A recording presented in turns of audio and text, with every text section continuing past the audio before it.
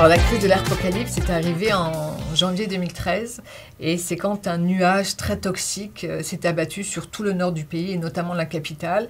C'était voilà, et on ne voyait pas à 2 mètres, c'est-à-dire c'était effrayant, les gens se ruaient dans les hôpitaux, les aéroports ont été fermés, les autoroutes, les entreprises, les écoles. Donc il y a vraiment eu un moment de panique et une prise de conscience, mais un moment de panique et une prise de conscience aussi des responsables politiques du pays qui vivent et oui, qui ont dû affronter ce brouillard toxique. Et effectivement, de là... je crois qu'il y a un avant et un après. Et l'apocalypse, ce terme est vraiment venu des médias chinois. En disant, mais qu'est-ce qui se passe?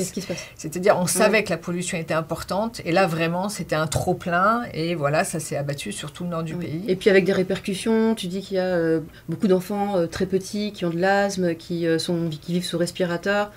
Dans le pays à l'enfant unique, j'imagine que c'est un stress et une anxiété pour les parents, donc pour tout le monde. C'est un drame, et puis cette pollution atmosphérique était très visible. Et puis quand on vit en Chine, on pense aussi à une pollution moins visible, qui est la pollution alimentaire, la pollution de l'eau. Exactement. Et donc c'est très anxiogène dans le quotidien. Et puis voilà, c'est une vraie inquiétude et une colère.